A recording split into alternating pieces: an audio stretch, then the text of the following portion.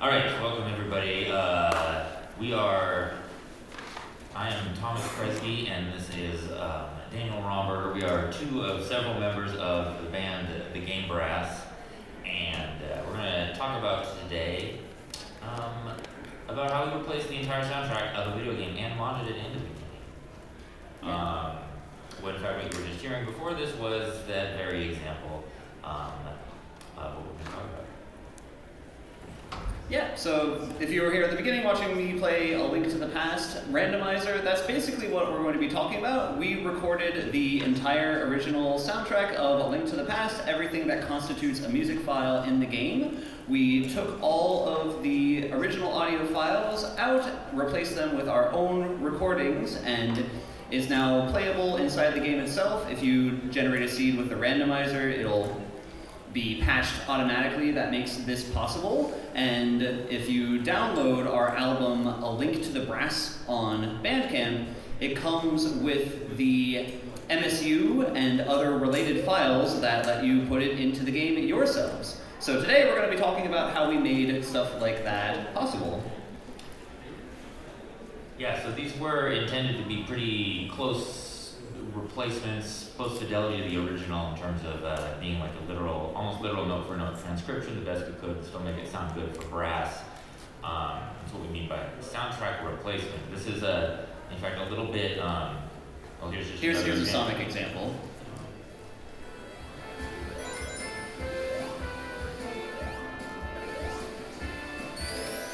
So we got the original audio, you can hear our version, you can hear the soundtracks. And so it's implemented into the game, the engine stuff of the game still happens. Here the music is sped up automatically, which is pretty neat.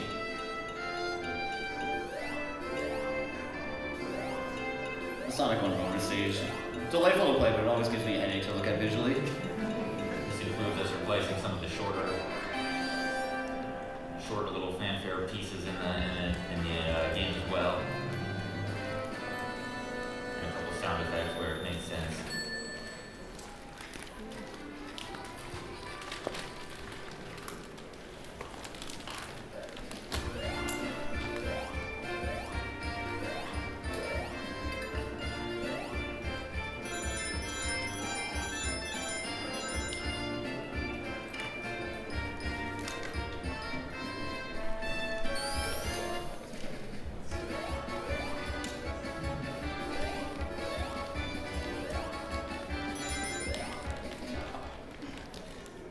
The idea there. Now this is a little bit, now we are been a band for a little over 8 years now, yeah. And this is a little bit different than our typical album, which generally we go about it in a more kind of, I guess, creative way, where we're trying to transform the work a little bit more and like arrange it as like a piece of concert music. So, for example, on an earlier album of ours, Danny here did an arrangement of the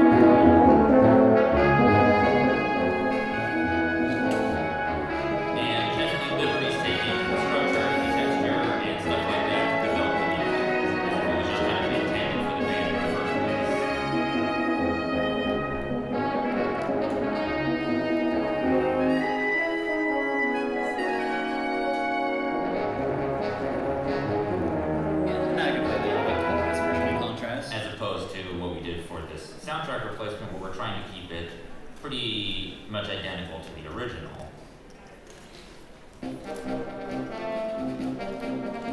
Including the tempo, the key, the textures involved. In fact, there's a snare drum. But yeah, it was percussion, which is a notable exception to what we've shown there. Another example was the track Starlight Zone from Sonic the Hedgehog. We had it on an earlier album.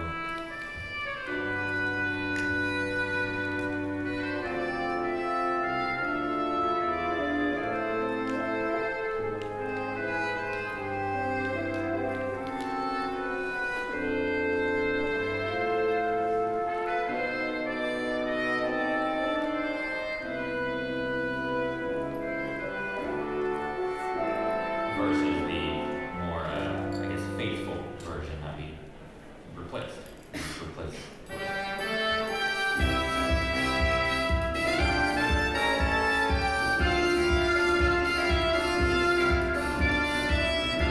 that was the goal setting out, was to make it feel the same. I mean, Danny is also like an actual speedrunner of A Link to the Past, so like conceptually it was like, if I'm using an audio cue to do something, it should kind of still work even with this replacement. There are a couple of moments in the A Link to the Past speedrun where there is a music cue, particularly for the first 2 boss fights, that's helpful to be able to refer to. So we wanted that to line up exactly. Yeah, so there were kind of 3 main steps to this whole process. There's transcribing the music in the first place so that we can get it as accurate as possible, and then arranging it or adapting it a bit so it still works well for our ensemble, and then actually getting into the game. So the transcription part, I did a lot of that for at least our Sonic one, and there's some neat tools out there that people have made that, at least for these older soundtracks, where the music was like programmed into the game's console synth itself. I'm gonna butcher like the actual tech behind this, so excuse me if you're like an industry professional who like knows how this actually works. But the point is we could take the original sound files from these games and get out the individual channels or tracks from that and use that to get a really accurate transcription, as opposed to just playing the whole mix back and trying to use my ears, which don't work very well, to find the right notes. They do work very well, but it's nice to have it 100% accurate. So some of these tools include this one you see right here called Rimcast, maybe it's Rhymecast, but you know, I can drag a file in there.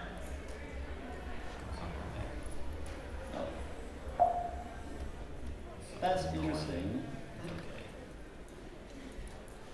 Well, you can't hear that as well, maybe. But the point is, it's playing a Chemical Plant Zone from Sonic the Hedgehog, and individual stuff can be muted or soloed.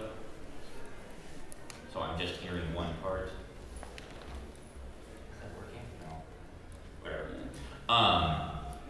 But more interestingly, at least the workflow that I kind of came up with is that this could export every single track as its own file, and then I could import this into a DAW and use that to help me transcribe. Oh, got it right second. So I would import these individual tracks into. Oh, there we go. Into my DAW and use some other tools like as an example. There we go. So individual pieces, individual tracks, I guess, can be soloed here, and then I can just more easily tell what's going on. I use Melodyne, the pitch correction software, to actually help with this, because then it will just kind of show me it, and I can adjust from there based on how accurate it is. And on this project specifically, I actually created, it was pretty detailed with transcribing these out, and like got every note from each of these channels all written out for each track to start with. So this is Chemical Plant Zone as originally written in 1992 with every note. Hopefully at least 99% accurate. And that was our first transcription one. It's important to get really accurate transcriptions to work with here. Sorry, how did you get the notation from your DAW? Did you just By hand. Oh, okay. That's a nice important There's a step. couple ways. So, and I'm going to show another software too that can do some of this stuff. But so I did and put it in the DAW to hear each one individually. I might use a program like Melodyne to help me see what the notes are a little better. That can actually export MIDI, but it doesn't always look great. I'm a professional copyist, so like I'm used to using this stuff, so I just didn't put it in by hand at that point. And double check it. And now I've got a nice transcription. Another software listed here is called VGM Trans. Yeah. Will take in some of these various original sound files from various game consoles and can actually give us an actual MIDI file, which varies in accuracy, but is a very good starting point to get a lot of the work initially done. So the MIDI file that this, I believe, spat out for me looked something like this, which might look like a mess, but actually gives me a lot of information I can then clean up from there and verify against the other individual channels and just help me double check that I'm getting everything. Because what also happened, I learned a lot of stuff doing this, like what I thought was actually one line on one instrument was like Split. it was across different tracks, or like actually it's not even part of the melody, it's just like it ends up being perceived that way because of the way it's split out.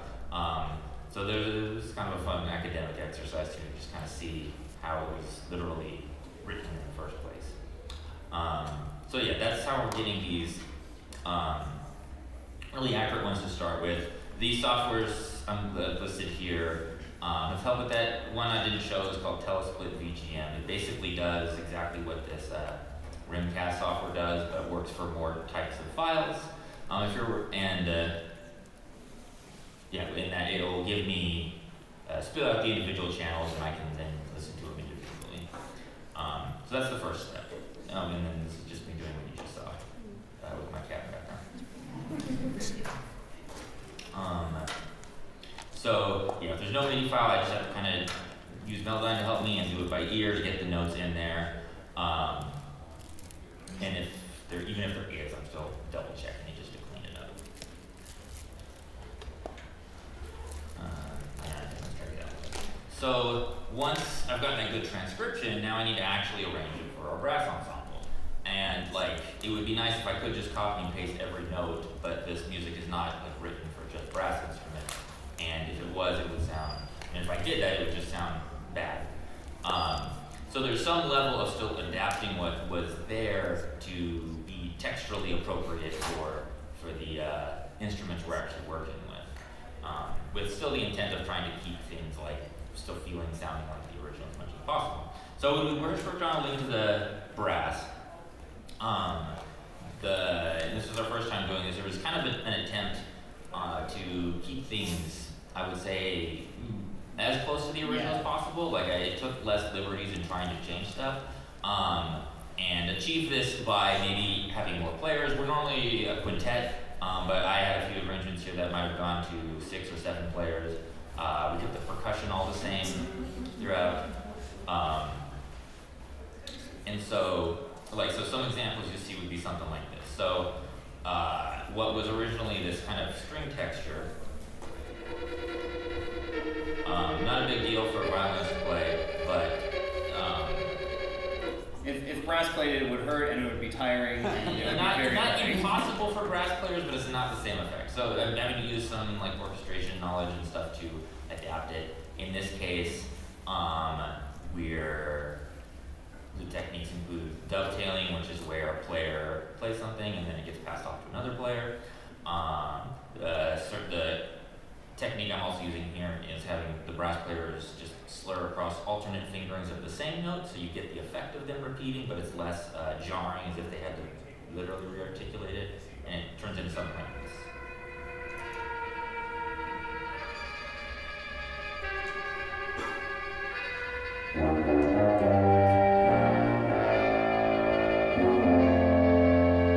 So hopefully still feels like the original, but is adapted in a way that's appropriate for the instruments.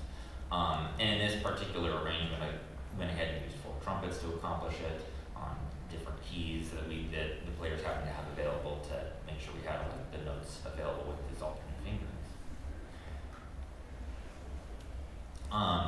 When we got to our Sonic the Hedgehog ones, I took a little more liberties in like adapting it a little more and kept the ensemble the same. Everything is just on quintet on this and drum set, but was willing to like either just drop notes out entirely or adjust octaves. Just take a few more changes that didn't like destroy the original or completely, make it different, but made it work well for the instrument. So like one of the more common things would be taking one of these like funkier bass lines that is going on in the various tracks and just splitting it out across multiple players. So it was one bass line in Emerald Hill Zone here is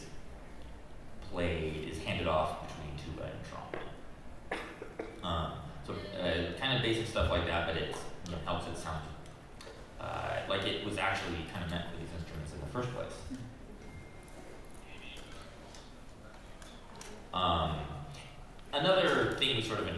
So generally the goal was to be as note accurate to the original as possible.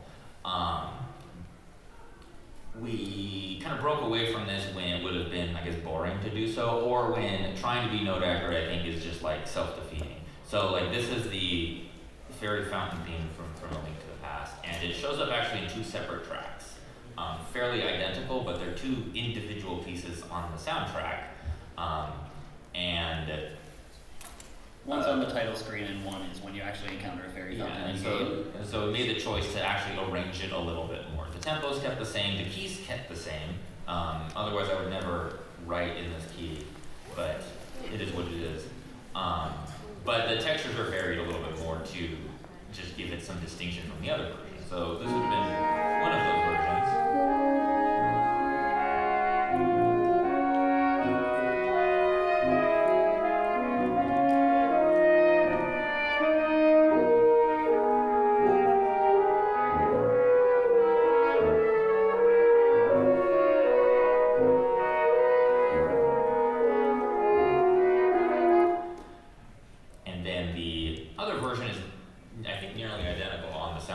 The only difference is it has this intro measure. But rather than just having all the same notes and having 2 pretty much identical versions, again, we did a little more arranging, so there's an opportunity for a little more uniqueness here. By having a kind of virtuosic tool solo.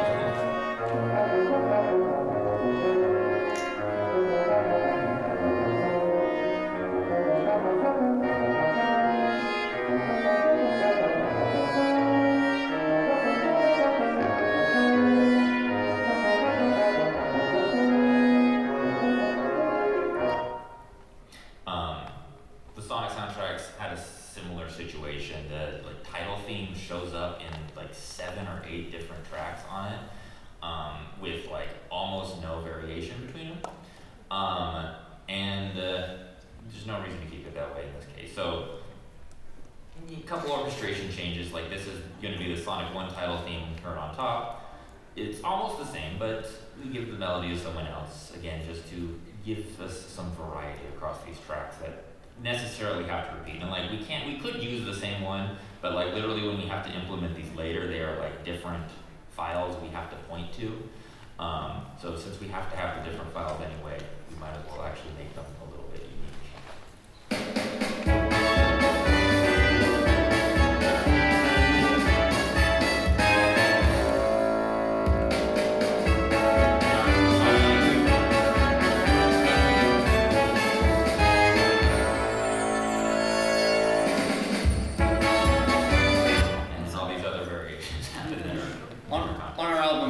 We play all of those back to back, all the different variations that you see. Yeah.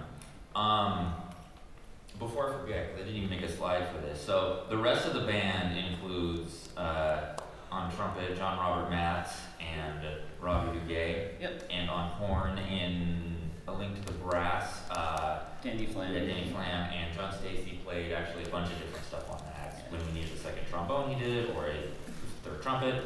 He mostly played percussion for A Link to the Brass. He actually covered the percussion parts on it. And then our tuba player is Alex Hill. On Gotta Go Brass, nearly same lineup with our trumpet, John Robert Matz and Robbie Duguay. John Stacy covered the horn parts. Daniel was on trombone. Alex was on tuba. And we had 2 percussionists involved. Raul Vanamali is a longtime collaborator of ours. He lives in India, but he covered all the drum set parts, which I gave to him like transcribed identically from the original, but with the instruction of you can make these do more. One quirk, limitation of a lot of these older consoles of how they work is that each channel can only play 1 note at a time. So like a drum set part was usually split up across different channels, but in like the Sonic soundtracks, you only ever hear a single note at a time, either a kick drum or a snare drum. And then like there's a separate one used to sort of simulate cymbals, but that's all you ever get at a time, which isn't necessarily how a real drum part might sound. So he was given the originals and told to, make it feel like that, but also you can like do something new. It doesn't need to be completely identical. And then we also have Doug Perry. And then yes, friend of everybody, Doug Perry covered like extra auxiliary percussion parts throughout. Got it, right. Which takes us to how this actually gets implemented into the game. So it's been transcribed and then arranged, and then there's actually a step here we're just sort of skipping where we actually have to record it all and mix it. But that's a whole different panel. So now we have these files, and now we need to implement them. Was that played like simultaneously, or did everyone just record kind of on their own? Question about how we record. Typically, we have the arrangement sent to everyone at the same time, and then each person records individually. The Game Brass is based in all different states and 2 different countries, so it's just whoever gets to their part first will record it, and then anyone else who records subsequent to that will be able to refer to the previous recordings when recording their part. Yeah. All of us edit our own stems individually, and then all of us send the edited stems to Thomas, who acts as the mixing engineer. He edits it further to make sure that all the timings are exactly aligned, that the tunings sound okay, and that it sounds like we're all playing in the same space. Everybody got a part that looked kind of like this, which was like a 1,100 measure, just a series of sheet music to then record to. We did record the Sega sound. Sega, we did that 3 different times. Yeah, we got that as well. So yeah, they would have gotten that, and they record. There's a whole process of making MIDI tracks from these and a click track and stuff. We actually did a panel about this, I think, last year or the year before. It's probably somewhere on the internet called How We Made 8 Albums and So Can You. So that'll have more information on that. But yeah, it's mixed together, and then we get to the implementation part, which is pretty complicated actually, but we'll try to give an idea of it. So go ahead. Sure. So for SNES, the Link to the Past randomizer scene has a pretty has a lot of support behind it. There is a list somewhere on the internet of all games that are MSU compatible. So if you can find that list and it exists, then what that means is that it is possible to patch a ROM of the original game and have it output whatever music you want to. So for A Link to the Past, this was very well supported. It's well supported by the randomizer. MSU is a program that was created to stream audio into the game. It's in emulators, but if you have an EverDrive or an FX Pack Pro or some kind of other flash card, then it'll still be compatible. So you can take a patched ROM with our soundtrack of the game, put it in an EverDrive, put it in an FX Pack, stick it into an actual SNES, and then you would hear our album coming from that, and we think that is really neat. Yeah, there's some important steps in this. So once we create the file, video game, most of these tracks loop infinitely. So when it's getting mixed, it's just one time through, but then I have to create a version that does loop once, so we've got like a loop point in there, and we have to figure out where that happens at a very specific moment so you don't hear it pop or anything like that in the process. And then we have to use I don't know about the SNES process, but then it starts to involve like various command line. Yeah, I could talk about the SNES process. So the important thing when determining a loop point is that it has to be calculated extremely precisely at the sample level. So like the 448K hertz, that amount of detail at the sample level. Once that happens, you mark a note of where the track ends, where you want the loop point to begin. You keep a note of this. I use Excel to keep track of it, and then when it came down, once all of those loop points were found, then I had to make a JSON script. The JSON script accepts a certain number of parameters, so you could say the track number, you could say what the track title is, which is just relevant for metadata. There's a command for trim start, which is basically cutting out the white space from the beginning of the track, trim end, cutting out the white space from the end of the track, and then your loop point, which is the specific sample that you found where you want the track to loop. You note that as a separate part of the JSON script. So for the track, it'll go from trim start to trim end. Once it gets to trim end, it'll immediately jump back to loop, and then go on and so forth. What's really important when you're finding a loop point is that it has to be on what's called a zero crossing. A zero crossing is essentially where the positive and the negative meet in the middle, like this. It happens right at level in a waveform, not a peak, not a trough, but right in the middle. If you don't loop at exactly a zero crossing, then it will create an audible click, and you don't want that to happen because it can be painful on the ears and it makes it obvious that the track is looping, which you don't want to Yeah, have. zero crossing is the correct term. I wrote zero fade, which I think is a haircut. Not right. Yeah. I wrote that in. So I'm making sure. Sorry, cut me off if I'm asking too much stuff also. Sure. But I'm curious, do you have advice for how you find that loop point? There is a command for that in both Reaper and Audacity. I believe for Reaper, the shortcut key was just Z, and that would take wherever your playhead is in the waveform, it'll find the nearest zero crossing and match your cursor to it. So you'll like listen and be like, okay, I think I want this to loop here. Oh, Yeah. I'm not quite there yet. Let me bump it across 2 more samples, kind of thing. Yeah. Yes, exactly. But then you have to try it out too, Yeah. and like listen to it ahead to make sure it's actually looping at the right spot. Yeah, most DAWs will have some command for this. Yeah. So it's going to vary where it is on So yours. but- if you're moving back or forward for zero crossing, does that mean that you're not technically like falling on measure, but it's better to do that so there's not like Yes.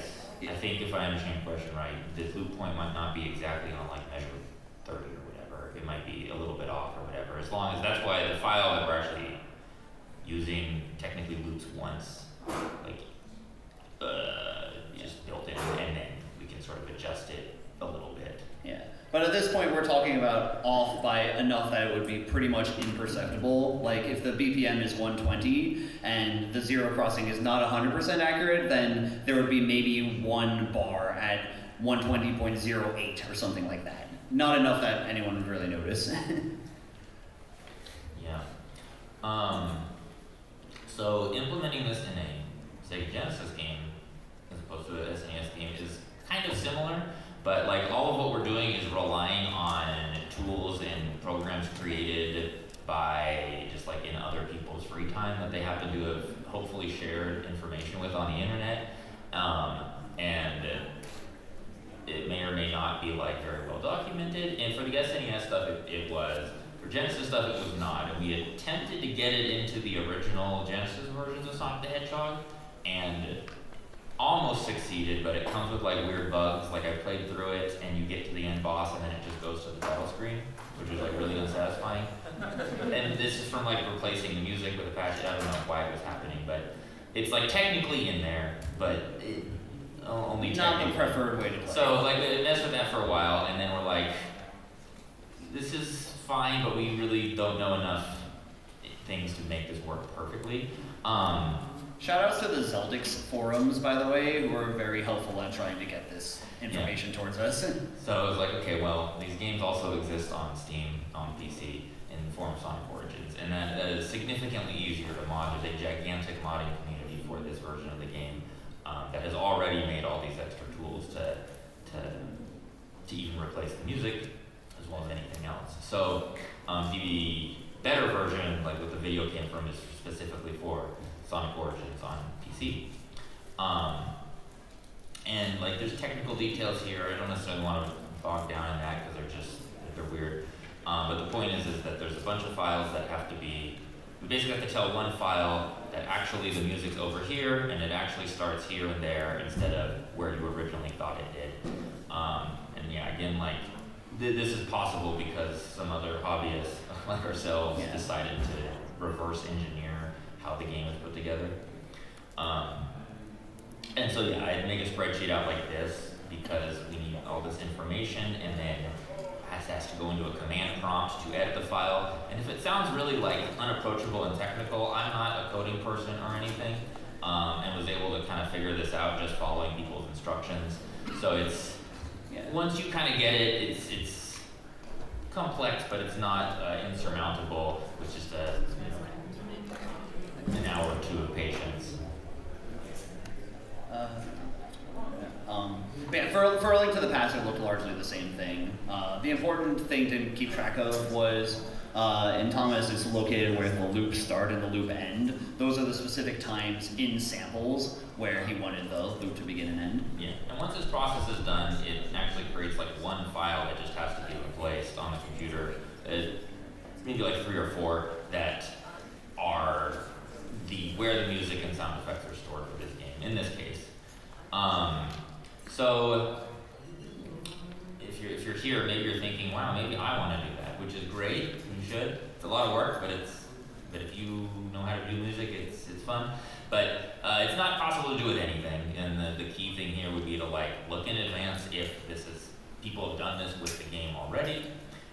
If the game has like a modding community that a lot of modern PC games do.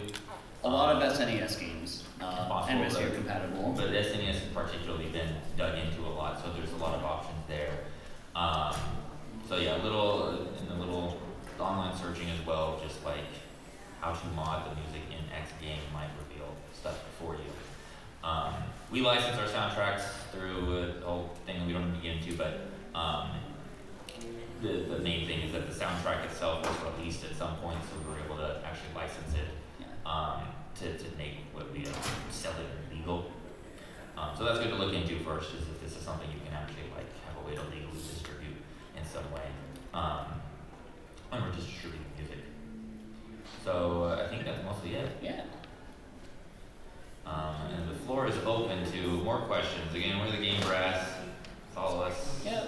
We have business cards up here. We have Get a stickers sticker. somewhere. Get the soundtracks. You can just listen to them on their own too. They're designed as a soundtrack album as well. Yeah. So. And you can follow us on Bandcamp and Discord. On Discord, we have a creative help channel, so if you're interested in making your own modded soundtrack, feel free to reach out on the creative help channel. A lot of people are very excited and eager to share what they know. And specific to this panel, if you follow us on Bandcamp, we have a 20% off deal for our soundtrack replacement albums. If you use the code SONIC for Gotta Go Brass at checkout, that's 20% off, and for a link to the brass, that would be Zelda. These codes are only going to be available through the end of MAGFest. So just a special treat if you're here at the panel and having fun.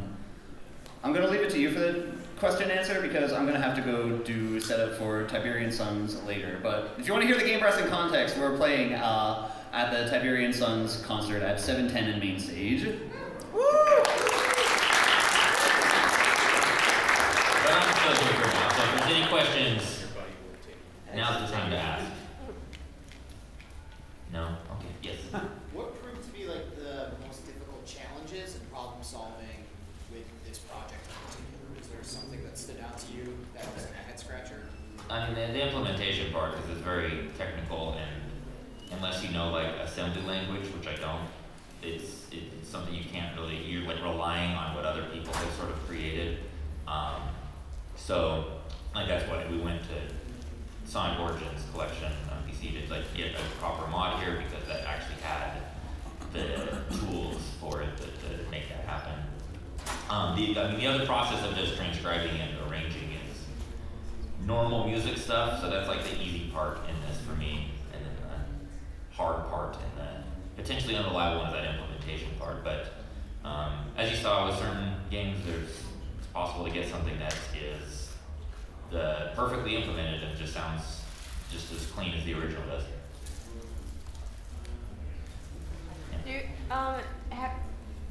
Is there anything different you would need to do to build a 3DS Virtual Console port of Apache ROMs?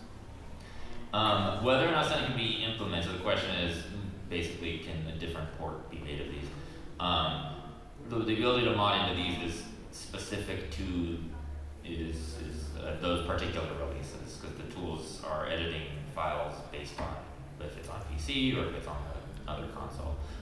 So the versions we have work specifically with, in the case of A Link to the Brass, it works specifically with the SNES version, and with Gotta Go Brass. It does kind of work with the Genesis one, but poorly. It works properly with the PC release of Sonic Origins. Yeah. Is it possible to like convert, like is your track in stereo? The Link to the Brass. Yeah, no, it's mixed normal like we would mix any other piece of music in stereo. So if you And it should play back that way because the consoles support stereo audio. Well, actually, it doesn't matter what the console support it because it's doing other stuff in the background. So if you take that stereo track and convert it to like Atmos and patch that in, would that work? I don't know. I don't know. I'm not an Atmos head. The question was if the stereo could be like changed to something else. Maybe. Yeah. Was there consideration for covering the brass with also the sound effects? So the question was there consideration of also covering the sound effects in addition to music in some way? Yes, but there's always like an asterisk always. In A Link to the Past, it was apparently not possible to replace the sound effects, which was kind of disappointing because the treasure chest opening sound can't be replaced. But it is what it is. So we were only able to replace the music. In Sonic the Hedgehog, we actually were, in fact, had to do some of the sound effects because what I thought was just a music track was actually programmed into the game as a sound effect. But it actually handles its sound effects like the exact same way as music, where it's just a file pointing to different files. So those could be replaced the exact same way. Yes. Could you review the names of the programs y'all had presented in the process? Yes. So the ones I use for transcription are, flipping through videos, are these three are the ones I've used. VGM trans, it takes in it can take in a whole bunch of different types of original audio files and convert them to MIDI. It actually does some extra stuff that like gives you like the samples that were actually used in those. But once you look it up, you'll see like what it can do. And the other two are really more like playback, like media players for these types of files, but they happen to have a feature that will export every channel as an individual separated file. So it's like I have stems of the track, which I can use for transcription. It tells what is the better of the two, I guess, because it just can handle more files at this point. I wasn't using it at the time, but now it's what I would use if I was transcribing stuff. In terms of the implementation, I don't have those programs listed because they're like, it's like HCA editor .command prompt. Like it's a weird name that's just somebody's got it somewhere. My recommendation there is to just Google how to mod music in Sonic Origins or your game of choice, and then hopefully somebody has figured it out on the game you want to use.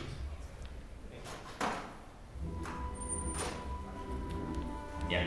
How much knowledge overlap was there between different platforms in terms of the tools and the concepts and the way they worked? The question was how much knowledge overlap was there between the different platforms?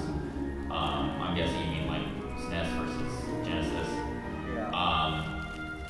I think basically zero. Okay. Aside from like the process of having to find like a loop point, which is just like musical, technical stuff. Yeah, the ways it gets in there are different from each one. Okay. That's what I was curious if there was like, the person in the front. Maybe under the hood it's kind of the same, but I'm not technical enough to know. I just follow the instructions. So the tools that you had to use were basically like whatever that person different happened tools. to do. Yeah, different tools for the implementation part depending on the platform. Thank you.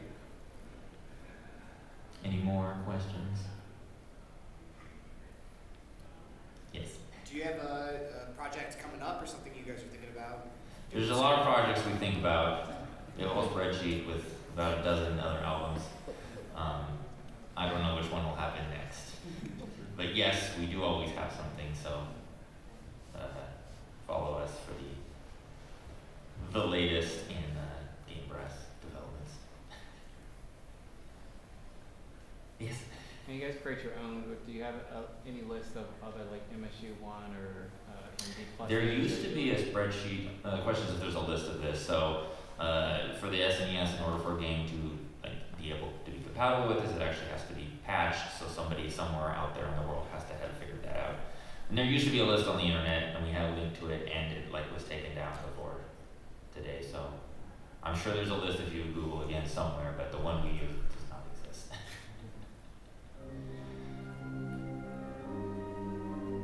Thank you. I think that's all.